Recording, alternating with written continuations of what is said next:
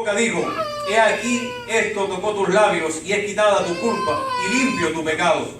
Después oí la voz del Señor que decía, ¿a quién enviaré? ¿A quién irá por nosotros?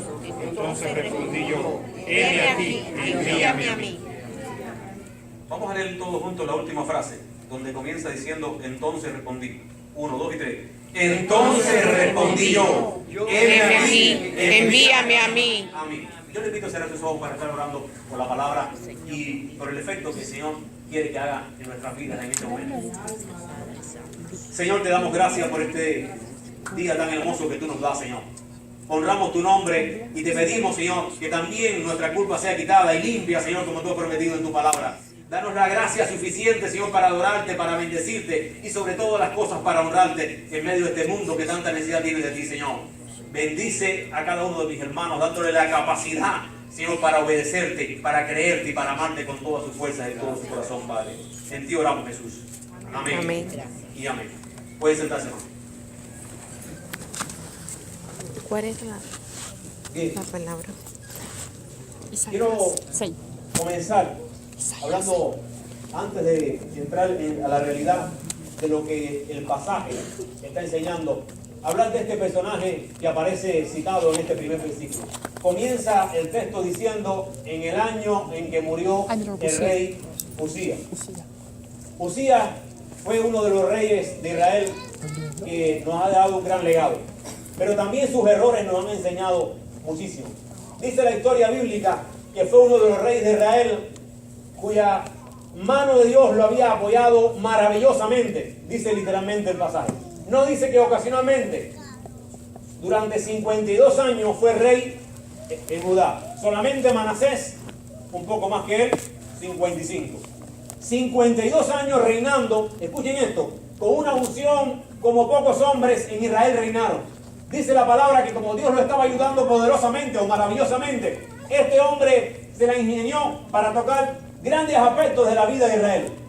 En lo espiritual dice que era un hombre entendido en visiones, un rey ungido. Dice que hizo grandes inventos en su tiempo. Dice que tuvo ingenieros que crearon instrumentos de guerra, grandes arcos, en fin. Fue un hombre que conquistó a los árabes, a los moabitas, tuvo guerra con grandes ejércitos. Fue un hombre que hizo pozos, torres, edificó ciudades. 52 años. Israel tuvo el privilegio de tener un hombre con la unción que tenía el rey Usías, porque Dios lo había ayudado maravillosamente. Por eso el profeta, cuando empieza a describir la visión que tiene, lo primero que él pone como un argumento dice, no un día cualquiera, no un momento cualquiera de la nación de Israel, en el año en que murió el rey Usías, vi yo al Señor, dice el profeta. Pero como Usías era un hombre, escuchen esto, también tenía errores. Recuerde, cuando la Biblia habla de Juan, dice, es aquí un hombre que daba testimonio de la luz. No era la luz. Todos los que estamos aquí damos testimonio de la luz. Pero ninguno de nosotros puede decir, yo soy la luz del mundo. Aunque todos damos testimonio de la luz del mundo. Usías cometió un error garrafal, por decirlo de alguna manera. Cuando ya había visto por 52 años que todo lo que pedía, Dios lo había bendecido. Que todo lo que era tocado por su mano era bendecido por Dios. Entonces llegó el peligro más evidente a su vida. Escucha esto, hermano, que estás entendiendo lo que el pasaje te está diciendo. Puede ser que tú hayas vencido muchas tentaciones en la vida. Puede ser que tengas dones, talentos, ministerios que hayas conquistado en medio mundo. Estás más cerca del peor de los enemigos, el orgullo. Cuanto más se ha vencido, cuanto más experiencia tenemos en la vida, cuanto más veces hemos visto la mano de Dios a favor nuestro, más propensos estamos a pensar que somos la luz, que somos los que podemos hacer cualquier cosa. Aunque era un hombre amigo de la agricultura, aunque había hecho pozos, tenía ganado en gran manera, aunque había conquistado, aunque nadie podía enfrentarle porque Dios le estaba apoyando maravillosamente, no le había sido dado la bendición de ministrar el sacerdocio. Y cuando él vio que por 50 años, mire, cuando las personas se aferran al poder, y lo digo porque los cubanos somos testigos de eso, ¿verdad? 50 años en el poder hace que las personas crean que tienen el control de las cosas, crean que por su habilidad lo pueden logrado y que pueden hacer cuanta cosa tenga a su mano. Cuidado con eso. Dice que entró a ofrecer algo que era solamente destinado para unos pocos en Israel. No era que el rey era menos, sino que no se le había dado. Mire, dice la Biblia que la rebeldía es igual o peor que la idolatría. Muchas veces no entendemos el significado de la obediencia, y cuando no conocemos en la Biblia lo que el Señor encierra sobre la autoridad, el concepto de autoridad que hay en la Biblia, estamos propensos a caer en el error de este gran rey. Hay un hombre en la Biblia, y estoy saliéndome de texto, pero quiero que usted lo tenga. Un centurión que dijo una frase que el Señor mismo lo elogió y dijo: he visto poca fe como esta. Aquel centurión dijo: yo soy hombre que está sobre autoridad y sé que estoy bajo autoridad. A unos digo ven y ellos van, pero ahora estoy bajo tu autoridad. Por lo tanto, no entres a mi casa. El saber cuál es tu lugar en la vida, el saber cuáles son los principios de autoridad que Dios ha puesto, hermano, es una bendición sobrenatural. Hemos compartido en estos días, alguna hermana estaba predicando, creo que la madre del hermanito, sobre lo que estaba pasando en el libro de los jueces. No había rey en Israel, cada uno hacía lo que bien le parecía. La anarquía es algo diabólico.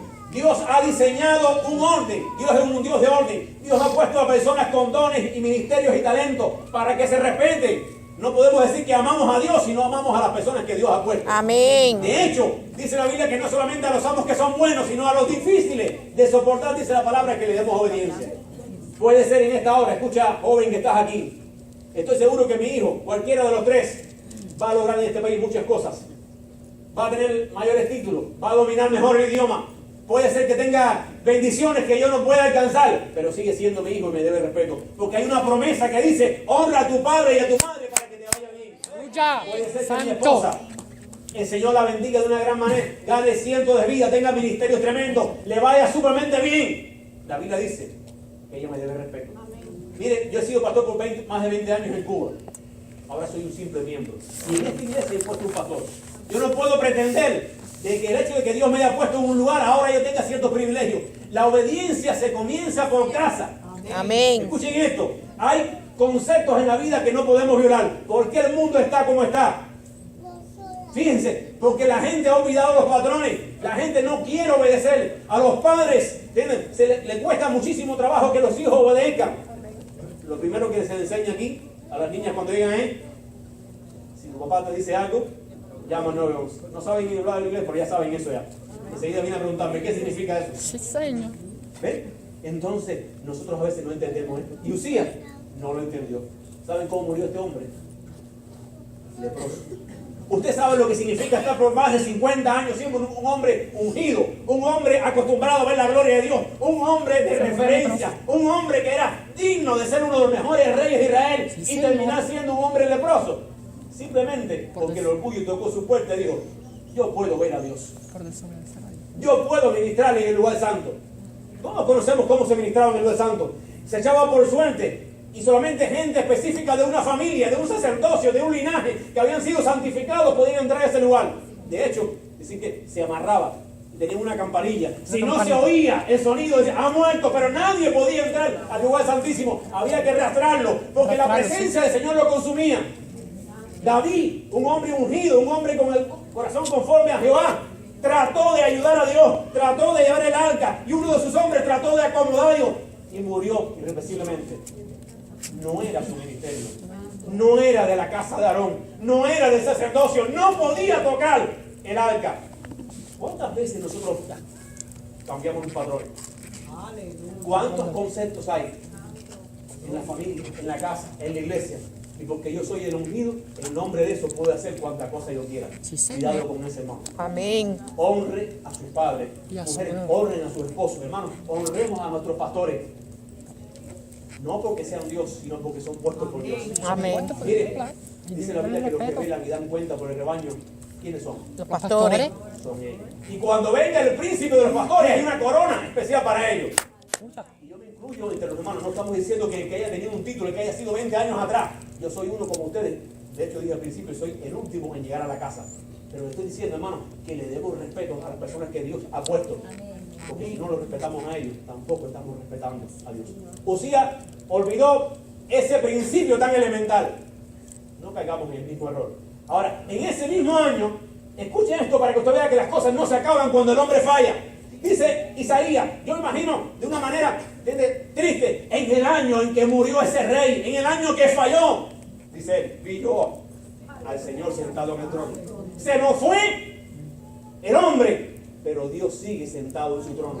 Dios sigue en control. A veces pensamos, se nos acabó el jefe, se nos fue un familiar, se nos fue la ganancia, el presidente nos han quitado, ahora están, ¿verdad?, los demócratas, no queríamos un republicano, no sé, cualquier cosa. Y pensamos que las cosas ya se nos van de la mano. Dios sigue en control. Él dijo, en el año en que murió Uzías, vi yo al Señor sentado en el trono. Lo mismo que lo podemos ver en muchos pasajes de la Biblia.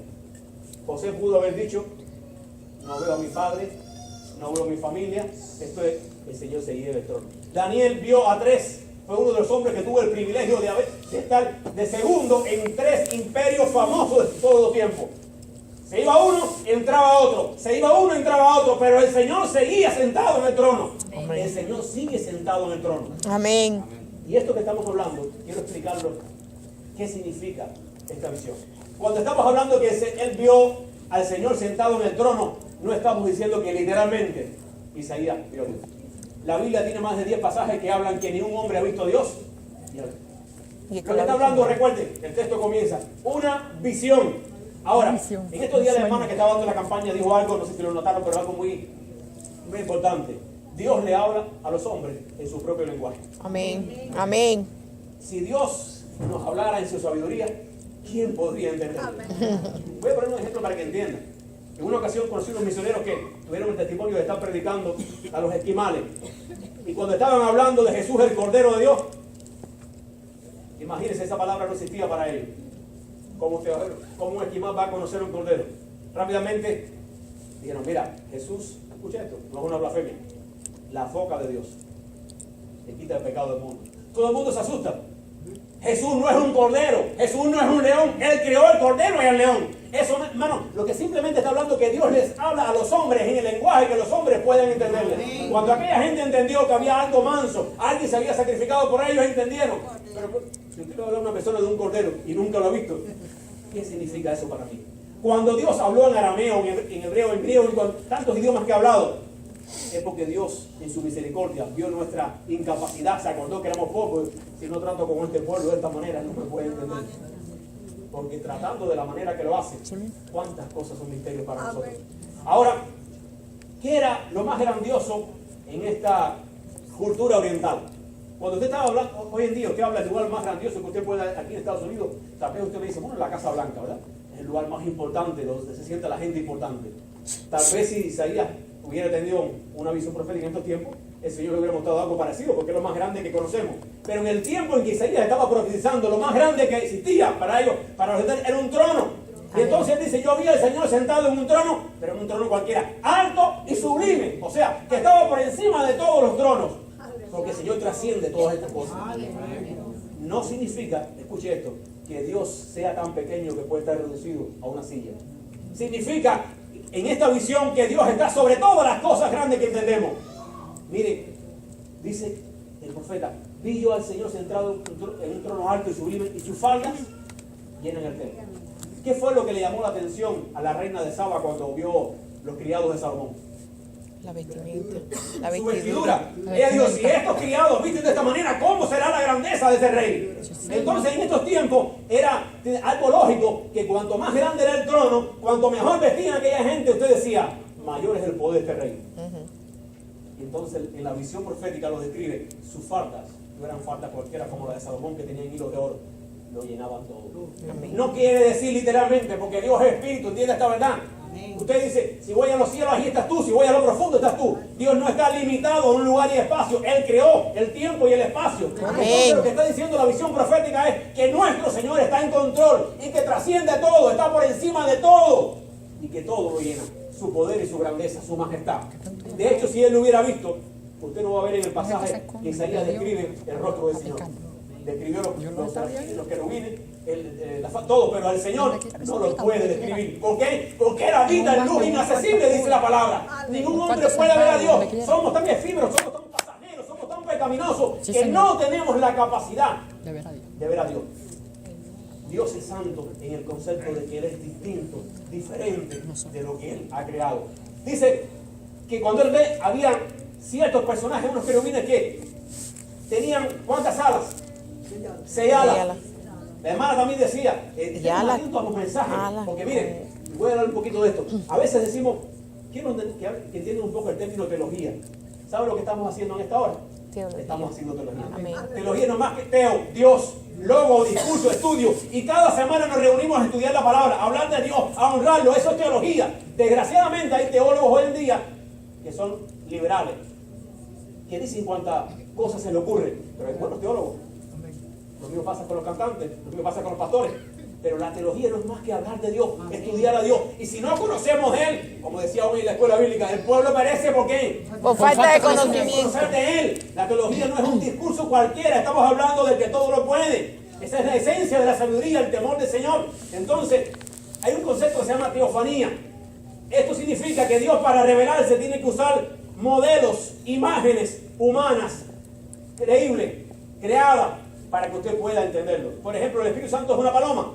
Claro que no es una paloma, pero para que lo viéramos, ¿qué hizo? Tomó forma de paloma. Dios es un viento recio. Claro que no es un viento recio. Él creó el viento recio, pero para que usted lo pueda sentir, para que usted lo pueda palpar, Dios se muestra de esa manera.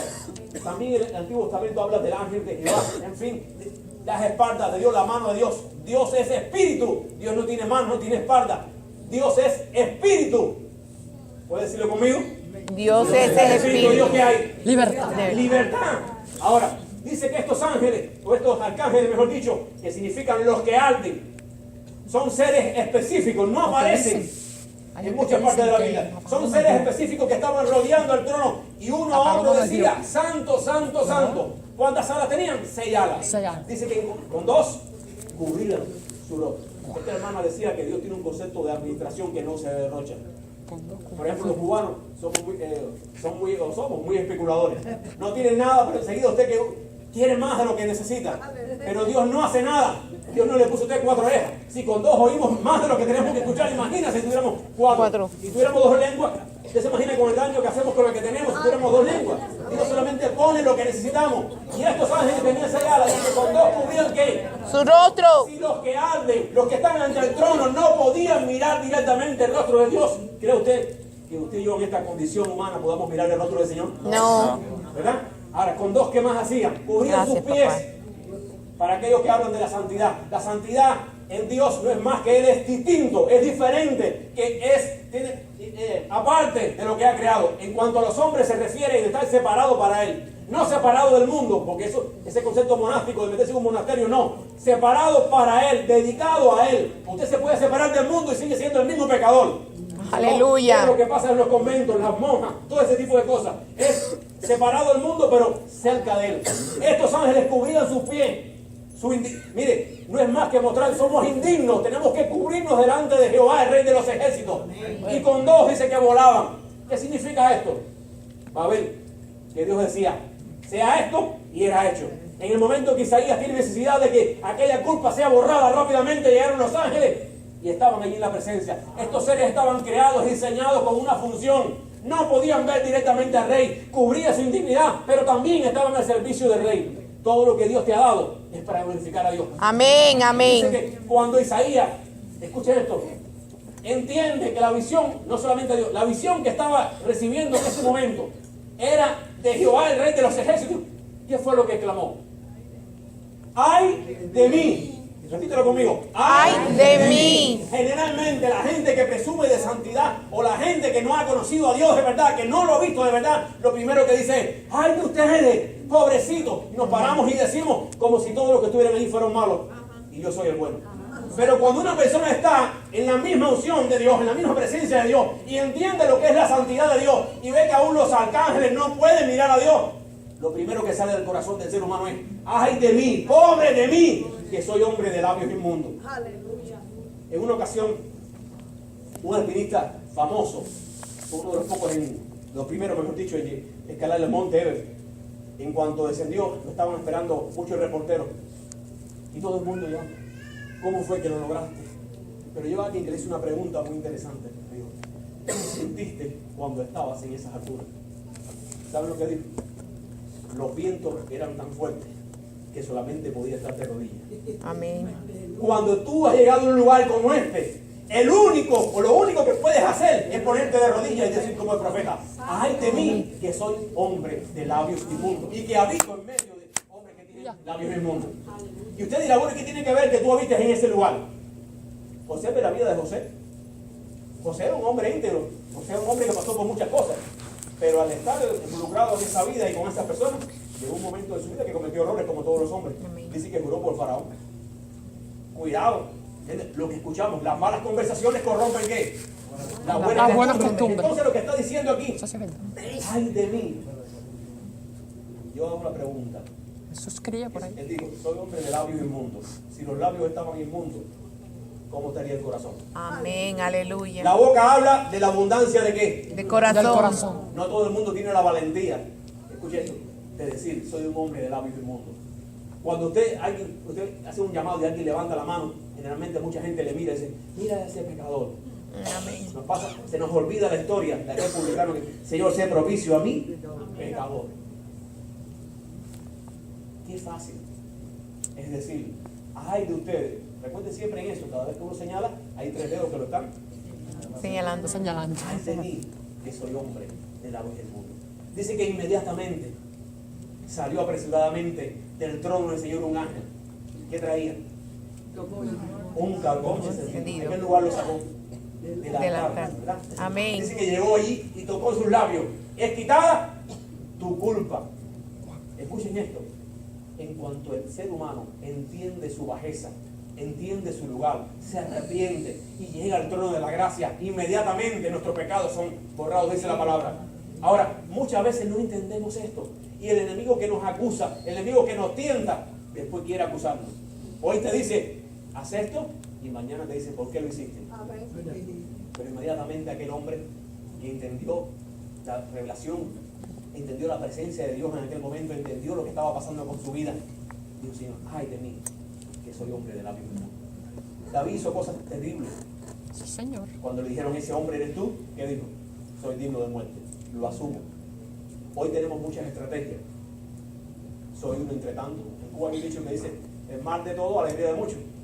O sea, si todo el mundo lo hace, no es tan malo. Los católicos dicen: bueno, si yo peco y rezo, empato. O sea, yo lo hago más, pero después. Eso no fue la respuesta de estos hombres. Tenemos que asumir nuestra responsabilidad. Señor, Está mal. rezo, Lo hice mal. Soy hombre de labios inmundos. La solución viene de la Amén. de la presencia del Señor. Ahora, cuando esto sucede, escuche, mire qué está sucediendo en ese trasfondo. ¿Qué era lo que estaban diciendo aquellos seres angelicales? Santo, Santo, santo. Un dato curioso: siempre hablamos que hay personas que cantan como ángeles. No hay ningún texto bíblico, puede buscarlo, y aparezca la palabra, o sea, la frase cantar como tal. Sí habla de adorar, de decir, de proclamar, pero bueno, el hecho de que yo no canto, pero adoro a Dios. Amén. Dice que los ángeles estaban diciendo, tal vez de manera antifonal, tal vez no era algo, uno decía santo y el otro santo, santo, santo. Cuando estamos hablando de eso, es lo que Isaías está escuchando. Muchas veces pensamos en otro concepto, por ejemplo, bueno, es 3 veces santo, y es un poco más que eso. Por ejemplo, cuando hablamos de un tricampeón olímpico, 3 veces campeón, sí, pero tal vez hoy no está en el podio, tal vez lo fue en el pasado. Dice Apocalipsis que aquel jinete salió con un letrero que decía: venciendo y para vencer. El que nunca ha perdido una batalla. Amén. Esto es un infinitivo.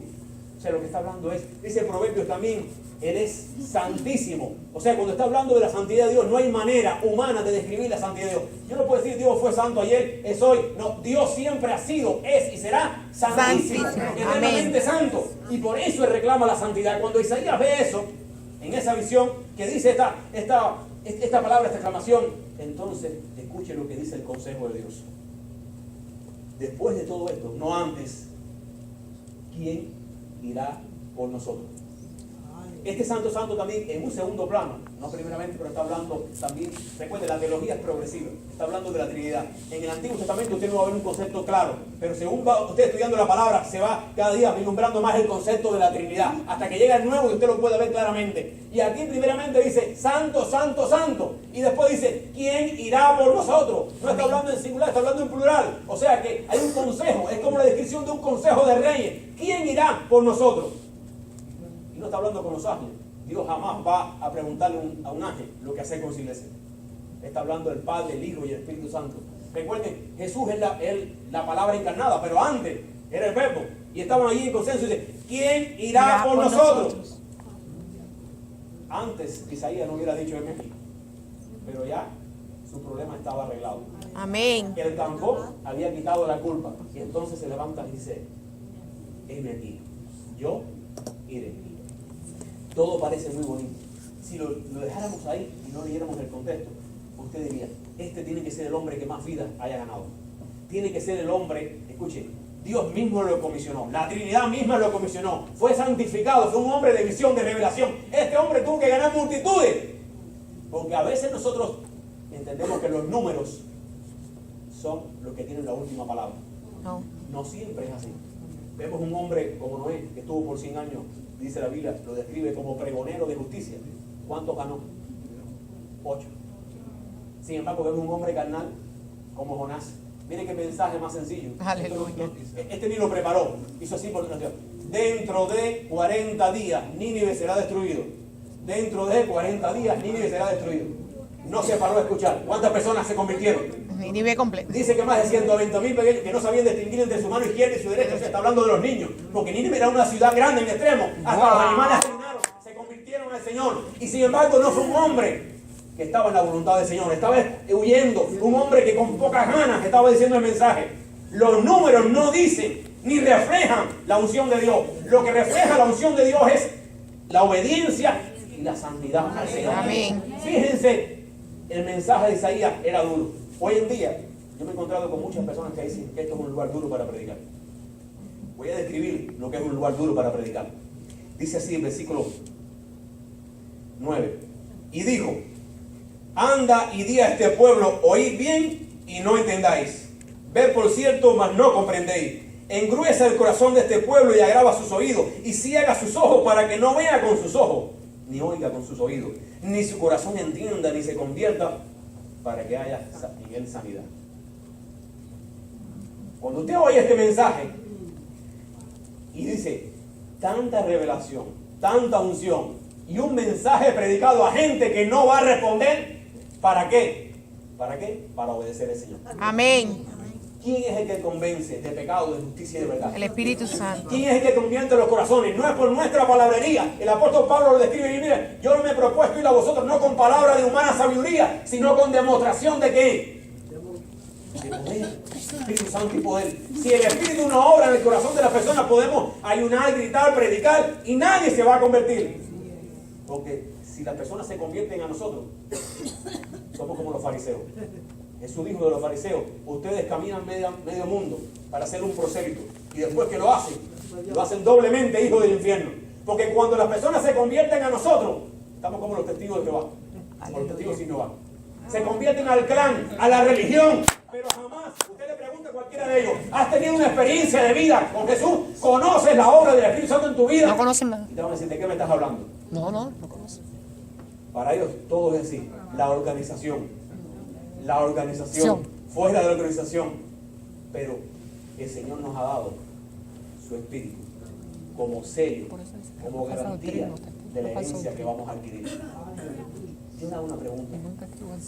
Hoy no tenemos los pastores aquí, Ninguno. tenemos al pastor de los ¿Y pastores. cómo hay? Comenzamos hablando del año en que murió el rey Usías, que todo parecía que las cosas no iban a estar bien. Bueno, ellos lo Puede dicen. ser que usted diga, hoy los pastores no estaban aquí, las cosas Ellos no no tienen van a por qué decir, salir ellos van a igual. vivir aquí. Porque por muchos años lo hemos visto y es normal. Nosotros los hombres nos acostumbramos y nos encanta tener gente que modele para nosotros. ¿A quién no le gusta tener un patrón en la vida? ¿A quién no le gusta tener un hombre de Dios que lo guíe en la vida? Satanás va a jugarte. Pero aún cuando no estén, porque no puede estar en todas partes, hay alguien que está sentado ¿dónde?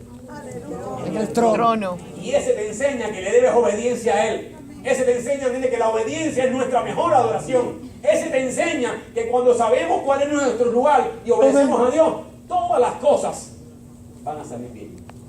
Ahora,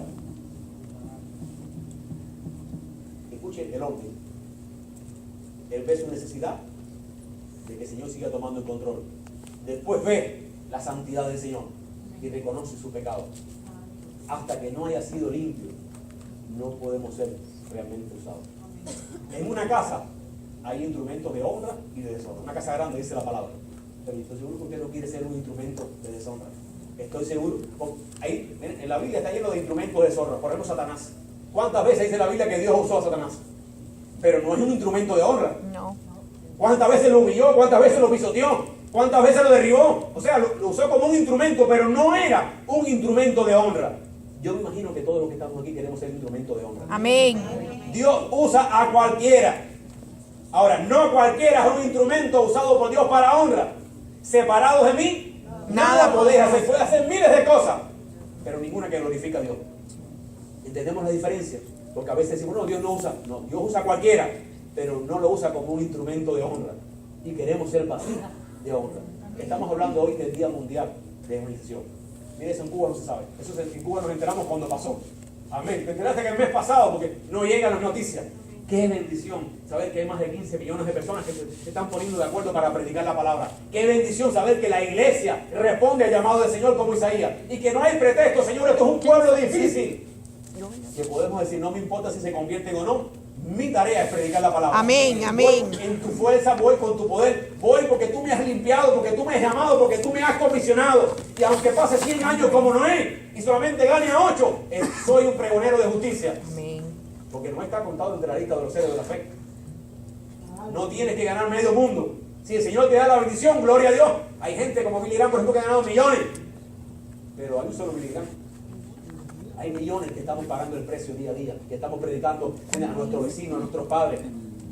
Hay gente como Isaías, gente que quiere la santidad de Dios, gente que reconoce su condición y gente que está comprometida con obedecer al Señor. Habrá gente así en este lugar hoy. Amén. ¿Por qué no nos ponemos de acuerdo? Miren, ¿por qué no nos ponemos de acuerdo en este día y decimos al Señor, yo quiero ocuparme el lugar? Yo quiero ser obediente.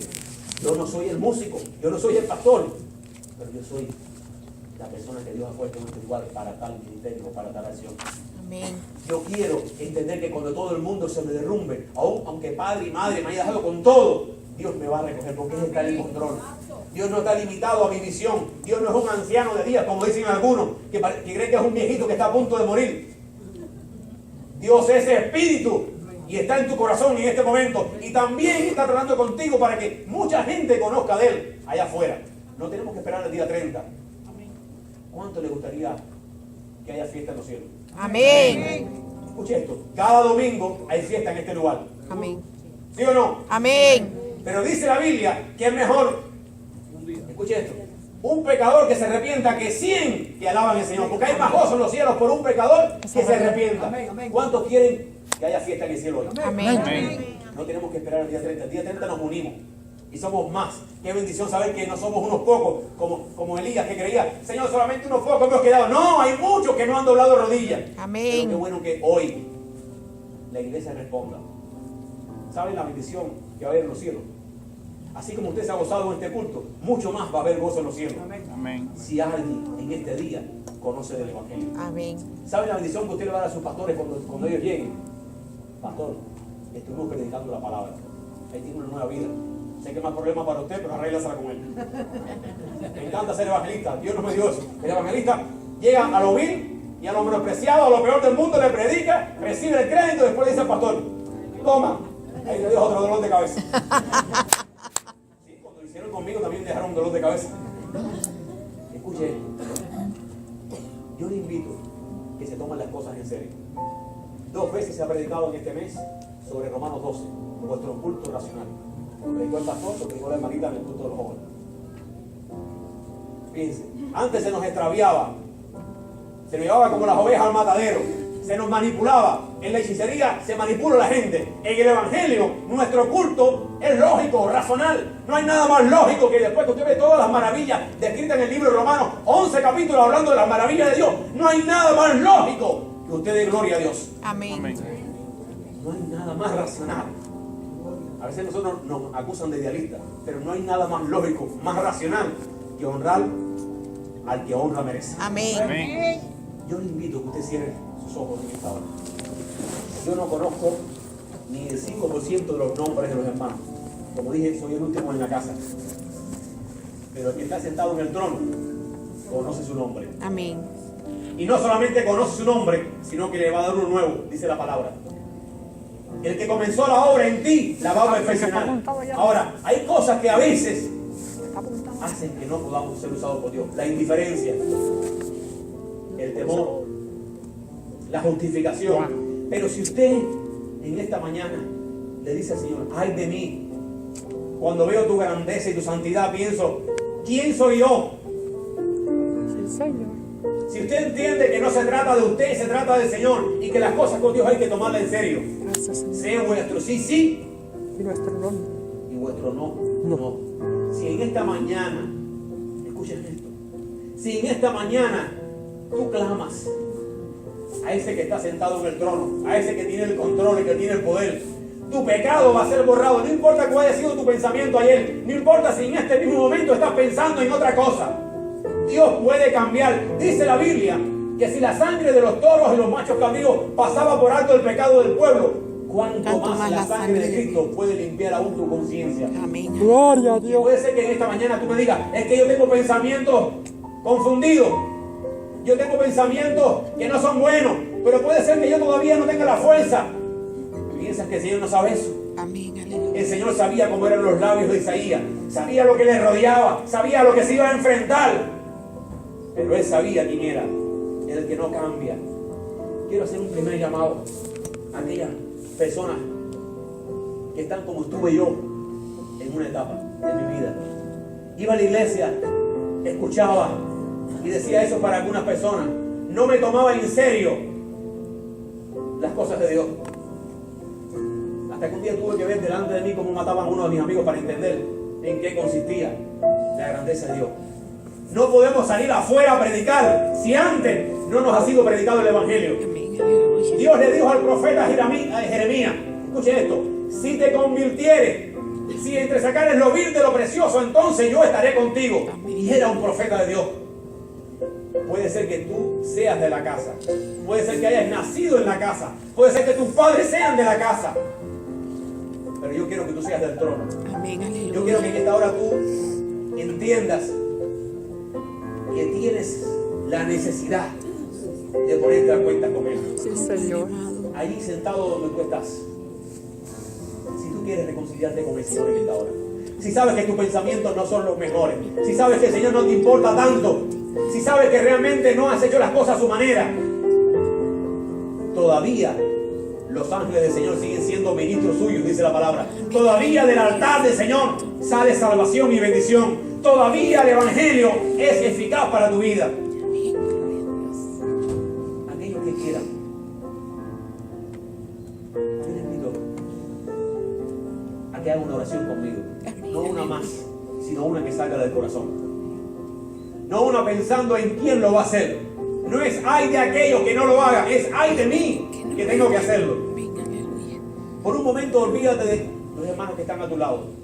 Por un momento olvídate de los números, de cuántos lo hacen, de quién va y quién no.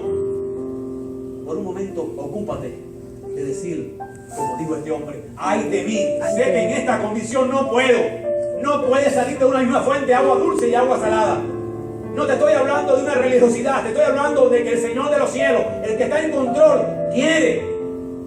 Y antes que tomes su nombre en tus labios sean santificados. Amén. Aleluya. Sin que nadie se entere, solamente tú y Dios puedes hacer una oración en esta mañana. No tienes que darle cuenta al predicador, no tienes que darle cuenta a nadie, solamente tienes que darle cuenta al que todo lo puede, al que es digno. Vamos a hacer una oración primeramente para ponernos a cuenta con Él. Aleluya, Señor. Dile como dijo David, Señor, si mi pecado es rojo Señor, si como mi el pecado es carmesí, rojo como el como blanca lana vendrá a ser. Como blanca. Límpiame más y más de mi maldad. Reconozco que he pecado contra ti solo he pecado. No se trata de que si le prestas atención al predicador o no. No se trata de que si estás siguiendo las reglas de la iglesia o no. Se trata del Señor que está en control de tu vida. Se trata de que el Señor que está en control quiere que te pongas a cuentas con Él. Amén, aleluya. Solamente dile, solamente háblale. Dile, Señor, perdona mi culpa. Perdona mi culpa, Señor. Perdóname, Señor. Te aseguro, hermano, Perdóname, que Señor. cuando esto sucede, van a tener la experiencia más maravillosa de tu vida. Perdóname, Dios, ten misericordia. El primer amor comienza en el ser humano cuando reconoce al ser que lo ama. Ten misericordia, Señor. Digámoslo, Señor, también ahora. Oh, Señor, te amo. Escuche esto. El Señor no solamente quiere santificarnos y bendecirnos para mostrarnos como un objeto. Él quiere que realmente nuestros labios expresen lo que ha ocurrido en nuestro corazón. Perdóname. ¿Quién es el Señor de nuestro corazón? ¿Quién está en el trono de nuestra vida? No importa si hace 50 años que tú has oído y piensas que de la misma manera puedes seguir. No importa si piensas que estás bien.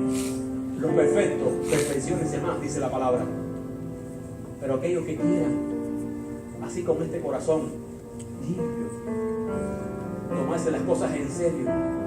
Aquellos que sabemos que la iglesia es columna y baluarte de la verdad. Lucha. Que hoy en día se están levantando miles de voces para que la humanidad se pierda y que el Señor cuenta con nosotros, no con ángeles.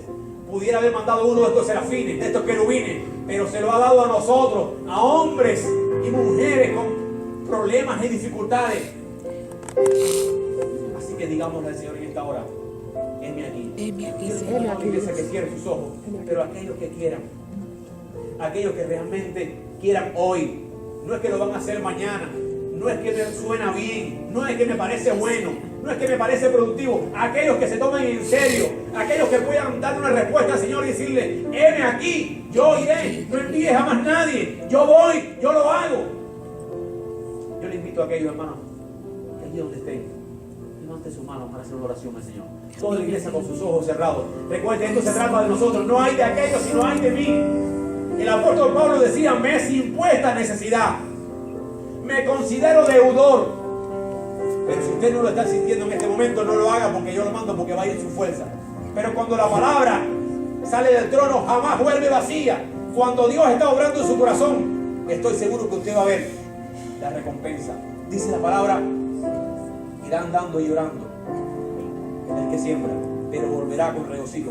Yo estoy seguro que aquí hay hermanos, porque a mí me ha pasado que llevan meses sin ganar una vida, años sin ganar una vida, incluso algunos que nunca lo han podido hacer. Yo recuerdo, hermano, cuánto ansiaba esta primera oportunidad, pero el día que tú experimentes esto, te vas a dar cuenta qué es lo que vale y qué es lo que no vale en la vida. Aquellos que quieran ganar una vida para el Señor, aquellos que no se contenten con los dones que tienen, con las habilidades que desempeñan, con lo que están haciendo y que quieran ir por más, vamos a levantar la mano y hacer una oración al Señor. Y toda la iglesia respaldándonos, porque esto no se trata de uno, se trata del Señor. No se trata de resultado, se trata de obediencia. Padre, te honramos en esta mañana. Te damos gracias por este lugar donde tú has estado bendiciendo día tras día. Gracias porque por años han visto los hermanos tu fidelidad, porque por años se ha predicado la palabra en este lugar. Pero hoy te pedimos, Señor, con todo nuestro corazón, Padre, que realmente hay una unción especial en este día, que no es más que tu Espíritu Santo en nuestras vidas. Señor, que nos ponga en nuestro corazón un vivo celo, un ardor, una pasión que nos lleve a predicar tu palabra. Y que mientras que lo hacemos, Padre, tu Espíritu esté acomodando lo espiritual a lo espiritual. Que mientras que lo hacemos, tú nos respaldes con poder de lo alto. Y que pronto, Señor, podamos darte a ti la gloria. Que hoy haya fiesta en los cielos, no solamente aquí, sino también en los cielos. Señor, si esta palabra es de tu altar, te pido que no vuelva vacía, Señor. Te pido que haya corazones que se aferren, Señor, a tu palabra, a obedecerte, que pregonen la palabra y que tu Espíritu Santo tome el control de esa vida que tanta necesidad tiene, Señor. Todo te lo pedimos en el nombre de Jesús, Hijo amado, a quien sea la gloria por siempre, Señor. Amén. Amén y amén. Y amén. Recuerde esto, hermano. No se trata de los frutos. Como decía yo también aquí predicando en la iglesia, no se trata de lo que usted sienta. No se trata de los resultados. Se trata de obedecer a Dios. Se trata de que hay vidas que están en juego. Se trata de que tenemos que ser deudores. Darte gracias a lo que de gracia. Gracias recibimos. Recibimos, sí, Señor. Muchas bendiciones nos alcanzan cuando obedecemos al Señor. Hay gozo en los cielos.